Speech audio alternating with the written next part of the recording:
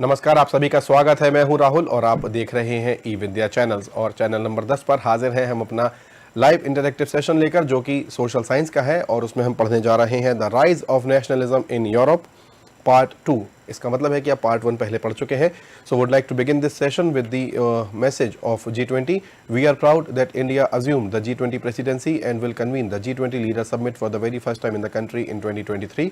A nation deeply committed to the democracy and multilateralism, India's G20 presidency would be a watershed moment in the history as it seeks to play an important role by finding the pragmatic global solutions for the well-being of all, and in doing so manifest the true spirit of Vasudhaiv Kutumbakam or the world is one family। Live interactive session है, आप भी इसका हिस्सा बन सकते हैं। चाहे तो 8800440559 पर फ़ोन कर सकते हैं। हमारे साथ श्री सुशील कुमार जी हैं। आप पोस्ट ग्रेजुएट टीचर हैं हिस्ट्री विषय से, केंद्रीय विद्यालय आसनसोल में। सर नमस्कार, आपका बहुत बहुत स्वागत है। नमस्कार राहुल जी, और बहुत बहुत धन्यवाद पीएम ई विद्या चैनल देखने वाले सभी दर्शकों को बहुत बहुत अभिनंदन। बिल्कुल, और जो राइज ऑफ नेशनलिज्म की आज हम बात करने जा रहे हैं, इसका पार्ट 1 हम पहले पढ़ चुके हैं, जो आपने पढ़ाया था। मैं चाहूँगा कि आप बच्चों के लिए एक छोटा सा रिकैप करें, प्रिसाइज, ताकि हम अपना आज का सेशन शुरू करें आपके साथ। जी राहुल जी, प्लीज। ये बहुत जरूरी है। और जैसे कि पहले सेशन में बच्चों मैंने बताया था कि the rise of nationalism in Europe is the most important topic in the syllabus of history for class 10 students. ये सिलेबस के नजरिए से भी बहुत इंपॉर्टेंट है, और अगर हम बात करें तो हिस्ट्री और पॉलिटिकल साइंस को समझने के नजरिए से भी ये चैप्टर बहुत इंपॉर्टेंट है, क्योंकि इस चैप्टर में एक राष्ट्र बनने के राह में क्या क्या समस्याएं आती हैं और कौन कौन से वो स्टेप्स हैं या कौन कौन से वो प्रोसेस हैं जिसने दुनिया भर के देशों को राष्ट्र बनने के लिए प्रेरित किया या उनके लिए रास्ता तैयार किया। ये सभी टॉपिक्स हमें इस चैप्टर में डिस्कस करने हैं। बच्चों, पहला सेशन हो चुका है और सबसे बड़ी बात है कि अब 10th क्लास के बच्चे बोर्ड एग्जाम दे चुके हैं और 9th क्लास का एग्जाम भी फाइनल सभी स्कूलों में हो चुका है और उसका रिजल्ट अपेक्षित है। तो जो बच्चे क्लास 10th में जाएंगे, सभी बच्चों के लिए बहुत बहुत शुभकामनाएं। वो क्लास 10th पे पहुंचे, निश्चित रूप से उनके लिए क्लास 10th के लिए ये चैप्टर बहुत ही फायदेमंद है। तो बच्चों, पहले सेशन में जो मेन टॉपिक्स हम लोगों ने चर्चा की थी, सबसे पहला टॉपिक था विजन ऑफ फ्रेडरिक सुरेयू। फ्रेडरिक सुरेयू जो एक फ्रेंच आर्टिस्ट थे, उनका क्या विजन था, कौन सी पेंटिंग बनाई थी, और उनकी पेंटिंग बनाने के बाद मीनिंग ऑफ नेशन को लेकर जो एक डिबेट शुरू हुआ। नेशन क्या है, नेशन बनने की प्रक्रिया, इन सभी मुद्दों पे एक डिस्कशन की शुरुआत हुई। और उसके बाद हम लोगों ने डिस्कशन करना शुरू किया था कि कौन कौन से फैक्टर्स ने यूरोप में राष्ट्रवाद को शुरू करने में, जन्म देने में अहम भूमिका निभाई, और क्या ये प्रक्रिया केवल यूरोप तक थम गई या पूरी दुनिया में राष्ट्रवाद की भावना का संचार हुआ। इन सभी मुद्दों का डिस्कशन इसके बाद में करना है। सो बच्चों, आपने पहले सेशन में देखा कि किस तरीके से फ्रेंच आर्टिस्ट फ्रेडरिक सोरेयू ने 4 पेंटिंग्स की एक सीरीज बनाई थी, और उनके इस पेंटिंग को बनाने के बाद एक डिबेट की शुरुआत हो गई राजनीतिक जगत में। राष्ट्र की परिभाषा को लेकर, लोकतंत्र के मतलब को लेकर, नागरिकता से जुड़े ये सभी सवाल बहस के मुद्दा बन गए। अब सवाल उठता है राहुल जी, आप कह सकते हैं सर, आखिर राष्ट्र पे बहस की शुरुआत क्यों, आखिर लोकतंत्र क्या है, इस पे बहस की शुरुआत क्यों हुई, या नागरिकता के पर प्रश्न चिन्ह क्यों उठने लगे फ्रेडरिक सोरेयू की इस पेंटिंग के बाद। सोरेयू ने जो पेंटिंग बनाई थी वो एक ऐसे दौर में पेंटिंग बनाई थी जब पूरी दुनिया में एब्सोल्यूट मोनार्की का शासन। अब आप एक सवाल यहां उठता है, एब्सोल्यूट मोनार्की क्या होता है। बच्चों, हमने पिछले सेशन में बात की थी 17th-18th century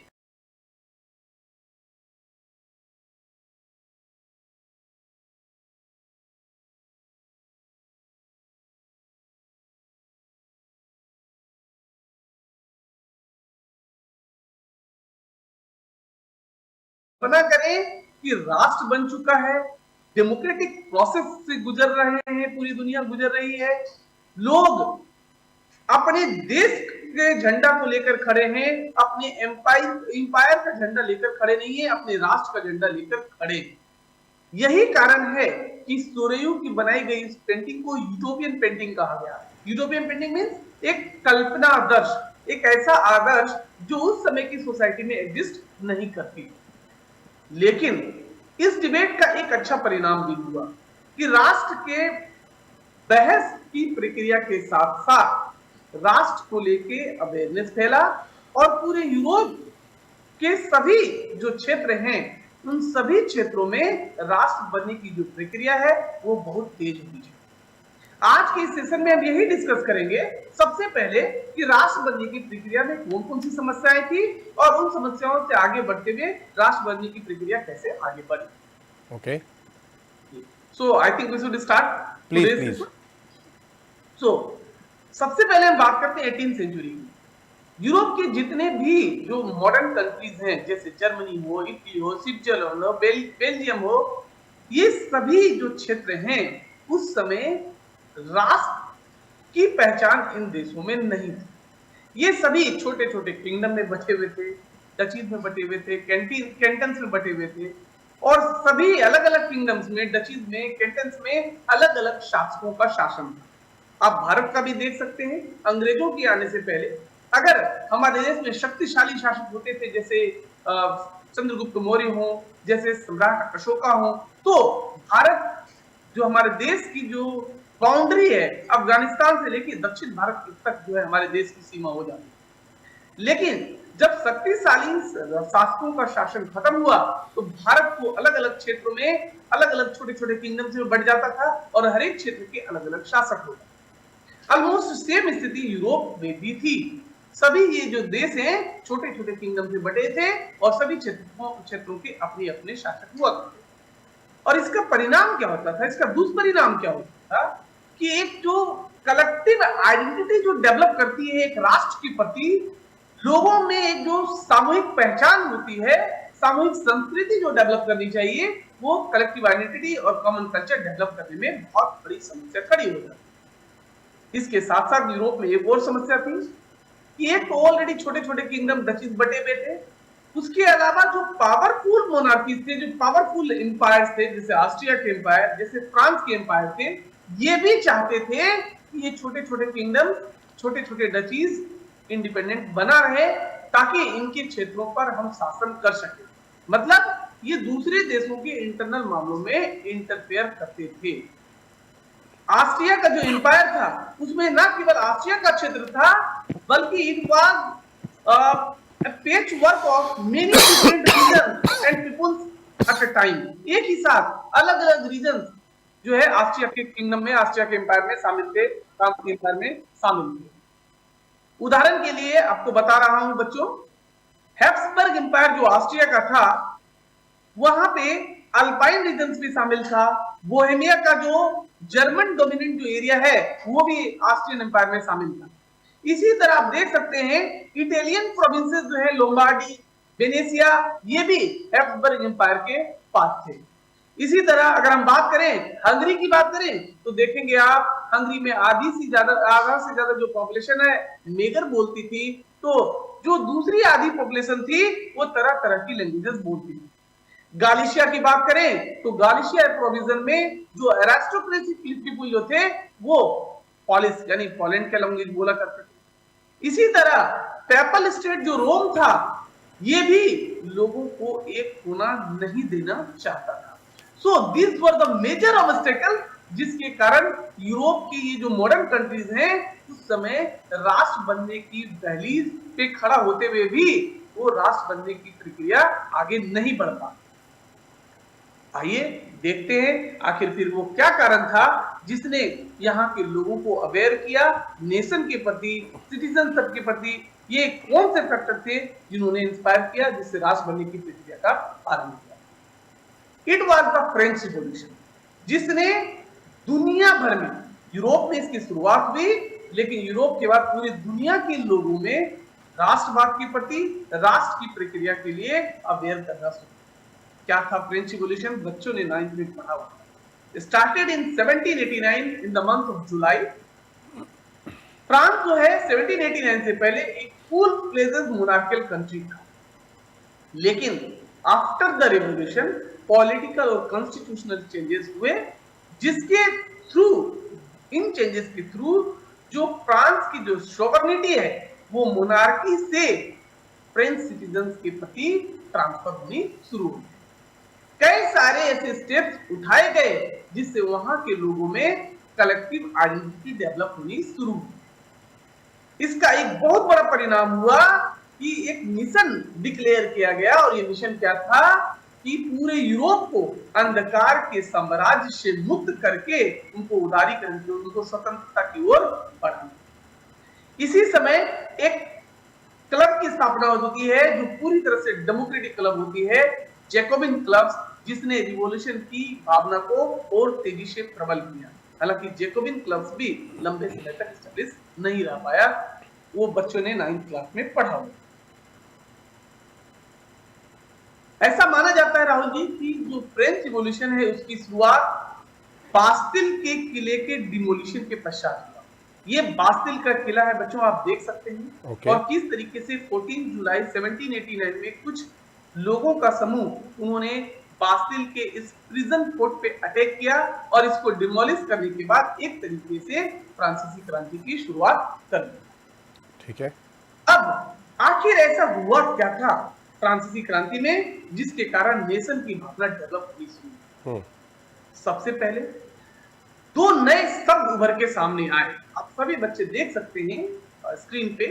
the first term is ला पैट्री, जिसका मतलब होता है फादरलैंड। सेकेंड टर्म इज ली सिटोयन, दैट मींस द सिटीजन। यानी सिटीजन शब्द जो है पहली बार निकल के आया कहां से? फ्रांसीसी क्रांति। इसी तरह एक राष्ट्र को मदर के रूप में या फादर के रूप में देख सकते हैं। ला पैट्री जैसा शब्द भी जो है पहली बार कहां से आया? फ्रांसीसी क्रांति से। और क्रांति के पश्चात तुरंत एक नया संविधान बना, और नया संविधान बनने के पश्चात सभी पुरुषों को इक्वल राइट देने की बात की गई। शुरुआत में देखिए, हालांकि एक बार में नहीं आया, शुरुआत में केवल पैसे वाले लोगों को राइट दिया गया। बाद में जब जैकोबिन क्लब बना तो उन्होंने सभी मेल्स को स्वतंत्रता का अधिकार दिलाने में मदद दिया, या समानता का अधिकार दिलाने में मदद दिया। इसके साथ साथ अभी तक क्या होता था 18वीं सेंचुरी से पहले दुनिया के राजनीतिक इतिहास में क्या होता था? देश का झंडा नहीं हुआ करता, झंडा हुआ करता था राजवंश। राहुल जी, अगर आपने भारत का इतिहास देखा होगा, आपने रामायण महाभारत जैसे सिस्टम देखे होंगे, तो आपने देखा होगा चंद्र वंश का झंडा हुआ करता, सूर्य वंश का झंडा हुआ करता। यानी जो झंडे हुए करते थे वो लोगों का झंडा नहीं होता, वो देश का झंडा नहीं होता था, राजवंश का झंडा होता। पहली बार फ्रेंच रिवॉल्यूशन के पश्चात एक देश के लिए झंडा होना चाहिए, इस तरह का जो कॉन्सेप्ट डेवलप हुआ, क्योंकि फ्रांस ने अपना नया झंडा डेवलप किया। इसके साथ साथ अभी तक जो गीत गाए जाते थे, जो पोएम्स, जो हिम्स रचे जाते थे, वो राजाओं की प्रशंसा में, सिर्फ भगवान की प्रशंसा में, राजाओं की प्रशंसा में रचे जाते थे। अब नए हिम्स रचे गए, नए ओथ लिए जाने लगे, और ये सभी ओथ देश के प्रति, देश के लोगों के प्रति, शहीदों के प्रति, देश के नाम पे लिए जाने शुरू हुए। चलिए, इसके अलावा आप देख सकते हैं इकोनॉमिक लेवल पे भी कैसे एकीकरण की भावना जन्म लेती है कि पूरे फ्रांस में यूनिफॉर्म वेट सिस्टम होना चाहिए, यूनिफॉर्म मेजरमेंट सिस्टम होना चाहिए। ये भी फ्रांसीसी क्रांति का परिणाम है। सेंट्रलाइज्ड एडमिनिस्ट्रेटिव सिस्टम को फॉर्मुलेट किया गया, यानी पूरे फ्रांस के रीजन में, टेरिटरी में एक ही तरह का एडमिनिस्ट्रेटिव सिस्टम होगा। फ्रेंच को वहां का नेशनल लैंग्वेज डिक्लेयर किया गया, और जितने भी रीजनल डायलेक्ट थे उनको डिस्करेज किया। और one of the most important thing is, Rahul ji, हम अक्सर कहते हैं भारत माता की जय जी। क्या भारत माता करके कोई माता हमारे देश में है क्या? जी क्या है? आपसे मेरा एक प्रश्न है।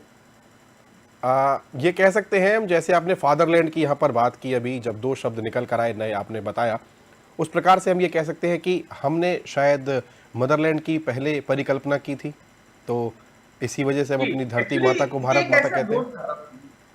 कि नॉन लिविंग थिंग्स के साथ भी फीलिंग्स जुड़ने लगे। जब राष्ट्रवाद की जब प्रक्रिया बढ़ी जी, तो नॉन लिविंग टेरिटरीज के साथ भी हमारी भावनाएं जुड़ने लगी, और जब ये भावनाएं जुड़ी तो उसी ने फादर का, मदर का कॉन्सेप्ट देना शुरू किया। आप देख सकते हैं इसी क्रांति का परिणाम हुआ कि फ्रांस को एक फीमेल फिगर के रूप में रिप्रेजेंट किया गया, जो मेरियाना के नाम से जाना गया।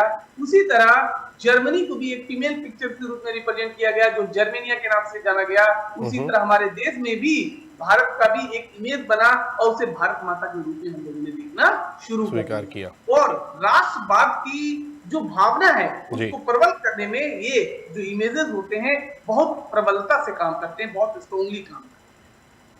ठीक है, चलिए, हालांकि अब एक बात बच्चे जानते हैं, भली भांति जानते हैं कि फ्रांसीसी क्रांति कुछ समय के बाद क्या हुआ, उसका असर थोड़े समय के लिए कम हो गया। क्यों?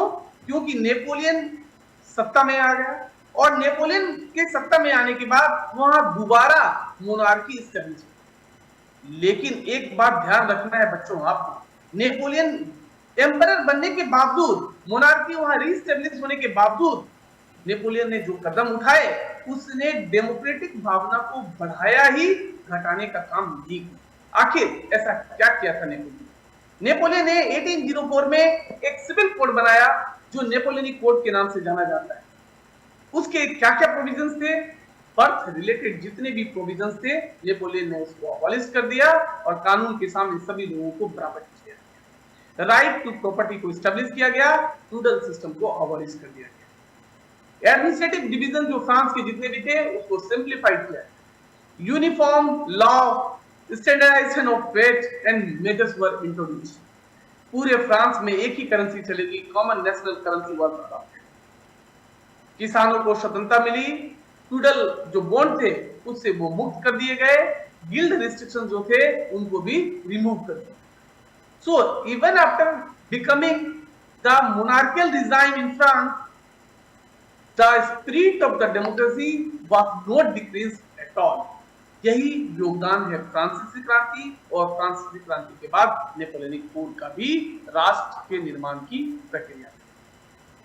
आइए, अब यहीं से बच्चों को थोड़ा कंफ्यूजन होना शुरू होता है, इसीलिए मैंने पूरी कोशिश की है कि एक सिंप्लीफाइड वे में बच्चों को एक क्रोनोलॉजी के तहत समझाने का कोशिश करें कि किस तरीके से राष्ट्र के बनने की प्रक्रिया आगे बढ़ी। बच्चों, ये राष्ट्र बनने की प्रक्रिया इतनी स्मूथ नहीं थी। पूरे फ्रांसीसी क्रांति के बाद पूरा यूरोप पॉलिटिकल ट्रांजिशन से गुजरता रहा। कभी लोकतंत्र आ जाता था, कभी मोनार्किज्म फिर से एस्टेब्लिश हो जाती थी, कंजर्वेटिज्म आ जाता था, कभी कॉन्स्टिट्यूशनल मोनार्की आ गई। तो ये पूरा ट्रांजिशन का दौर गुजरता रहा। इसीलिए इस राष्ट्र बनने की प्रक्रिया को हम 3 फेजेस में देख सकते हैं। एक, new conservatism after 1815, second, the age of revolutions 1830 to 1848, 1848 and onwards जो लिबरल्स का जो रिवॉल्यूशन शुरू होता है और वहां के बाद से राष्ट्र बनने की प्रक्रिया शुरू हो जाती है, तो एक फॉर्मुलेशन होना शुरू हो जाता है। अब हम एक एक करके तीनों फेजेस के बारे में पढ़ेंगे। जी, सबसे पहले हम बात करेंगे ए न्यू कंजर्वेटिज्म आफ्टर 1850। देखिए बच्चों, मैंने पहले भी बताया फ्रांसीसी क्रांति का जो प्रभाव है वो परमानेंट नहीं रहा। हमने देखा कुछ समय के बाद ही फ्रांसीसी क्रांति वापस, मतलब कह सकते हैं उसका प्रभाव डिक्लाइन हो गया। नेपोलियन ने फ्रांस में फिर से मोनार्कियल डिजाइन को एस्टैब्लिश किया और लेकिन इसके बावजूद मैंने जैसे कि बताया कि मोनार्की आने के बावजूद उसके जो आइडियाज थे वो रिवोल्यूशनरी आइडियाज थे। लेकिन 1815 में नेपोलियन का यूरोप के सभी देशों के साथ एक कंबाइंड युद्ध हुआ। एक वो नेपोलियन की सेना थी, दूसरी ओर इंग्लैंड के नेतृत्व में लगभग रेस्ट ऑफ द यूरोप, पूरी यूरोप की सेना एक साइड में। दोनों के बीच में युद्ध हुआ, वाटरलू का वार के नाम से जाना जाता है, बैटल ऑफ वाटरलू के नाम से जाना जाता है, जिसमें नेपोलियन की हार हुई। और नेपोलियन की हार के बाद यूरोप में फिर से कंजर्वेटिज्म की शुरुआत होती है। कंजर्वेटिज्म मीन्स वैसे लोग या वो प्रिंसिपल जो पुराने संस्थानों को, जो पुराने इंस्टीट्यूशन, पुराने बिलीफ्स में विश्वास करता है, वो रेडिकल चेंजेस के लिए तैयार नहीं होता है। ऐसी प्रिंसिपल जो है कंजर्वेटिज्म कहलाता है।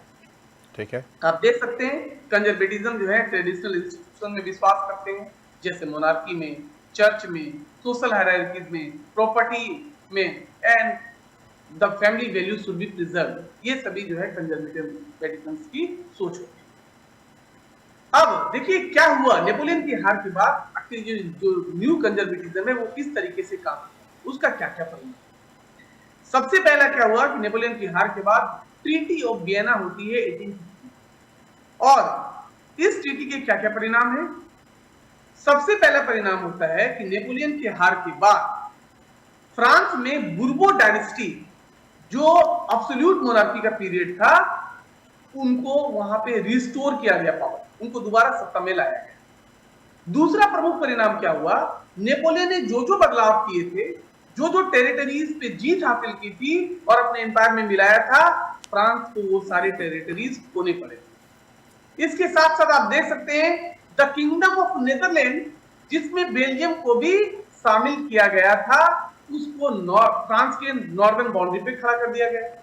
इसी तरह आप देख सकते हैं कि जेनेवा जो है उसको पिडमोंट के साथ जोड़ दिया गया और फ्रांस की साउदर्न बाउंड्री बना दी गई। इसी तरह प्रशा जो है, फ्रांस की जो वेस्टर्न फ्रंटियर पे जो प्रशा था, उसके साथ नई टेरिटरीज जोड़ दी गई ताकि फ्रांस चारों तरफ से घिर सके। इसी तरह ऑस्ट्रिया को जो है नॉर्दर्न इटली की कंट्रोल दे दी गई। इन द ईस्टर्न पार्ट में आप देख सकते हैं रसिया को जो है पोलैंड का हिस्सा दे दिया गया। इसी तरह पर्शिया को सक्सोनी का हिस्सा दे दिया गया। हालांकि इतने चेंजेस के बावजूद एक चीज जो नहीं किया गया था, जो बाद में एकीकरण करने में, जो बाद में राष्ट्र के निर्माण की प्रक्रिया में अहम योगदान निभाया, वो ये था कि नेपोलियन ने जो जर्मनी में 39 स्टेट्स का जो एक कॉन्फेडरेशन बनाया था, उस कॉन्फेडरेशन को टच नहीं किया। राहुल जी, ये जो इतने सारे पॉलिटिकल बदलाव हुए ट्रीटी ऑफ वियना से, ये क्वेश्चन भी बन जाता है हिस्ट्री में कि treaty of Vienna has changed the political map of Europe. Right, do you agree? क्या आप इससे सहमत हैं? अब आप देख सकते हैं कि किस तरीके से बाउंड्रीज चेंज की गई है यूरोप के सभी देशों की। निश्चित रूप से ये चेंजेस दर्शाते हैं कि एक समय लग रहा था कि यूरोप की पूरी जो पॉलिटिकल बाउंड्री क्या है, चेंज कर दी। ठीक है। सो कंजर्वेटिव जो रिजाइम्स थे वो फिर से ऑटोक्रेटिक जो थे स्टैब्लिश हुए, और इनका जो मुख्य मकसद क्या था कि मोनार्कीज को दोबारा से रिस्टोर किया जाए और दोबारा से उनको पावरफुल बनाया जाए। लेकिन एक सबसे बड़ी कमी क्या थी इनकी, ये क्रिटिसिज्म को बर्दाश्त नहीं करते, अपने विरोध में किसी को खड़ा नहीं देखना चाहते। इसीलिए उन्होंने सेंसरशिप लगाना शुरू कर दिया। उन्होंने जो पर्सनल जो लिबर्टी है उसको कर्व करना शुरू कर दिया। लास्ट टॉपिक है आज के लिए, बच्चों बता दूंगा आपको, बहुत जरूरी है जी। जैसे जैसे कंजर्वेटिव फिर से पावरफुल होते चले गए, उन्होंने जितने भी डेमोक्रेटिक स्पिरिट हैं, जो लिबरल पीपल हैं, उनको क्या किया, रिप्लेस करना शुरू कर दिया। एंड एज अ रिजल्ट जितने भी लिबरल्स थे, नेशनलिस्ट थे, वो अंडरग्राउंड होते चले गए। और अंडरग्राउंड रहते रहते उन्होंने बहुत सारी सेक्रेट सोसाइटीज बनानी शुरू की।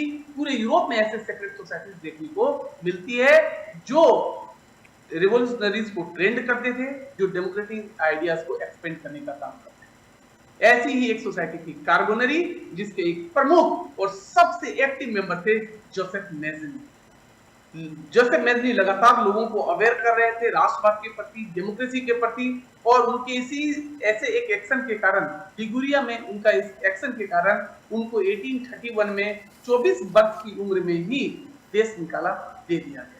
लेकिन देश से बाहर निकलने के बाद भी उन्होंने दो और प्रमुख सेक्रेट सोसाइटीज बनाई, एक young Italy in Marseille and second young Europe in Bern. और इन सोसाइटीज के थ्रू पूरे यूरोप के नवयुवकों को अपने साथ जोड़ने का काम किया।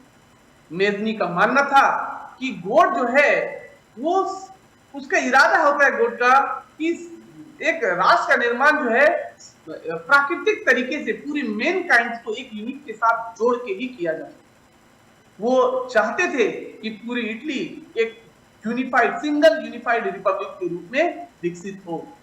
उनका जो सेक्रेट सोसाइटीज का मॉडल इतना तेजी से पॉपुलर हुआ, जिसने पूरे अपोजिशन को, यानी मोनार्कियल सिस्टम को रिलेंटलेस कर दिया, परेशान कर दिया।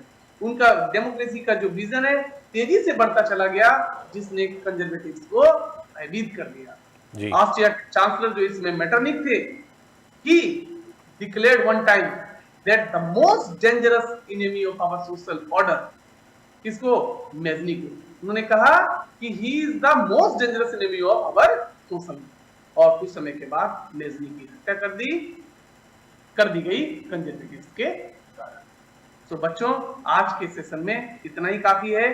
देखिए, मैजनी की हत्या हो जाती है, जी। लेकिन इसके बावजूद एक बार जो डेमोक्रेटिक स्पिरिट आगे बढ़ जाता है, उसको आप आसानी से नहीं रोक सकते।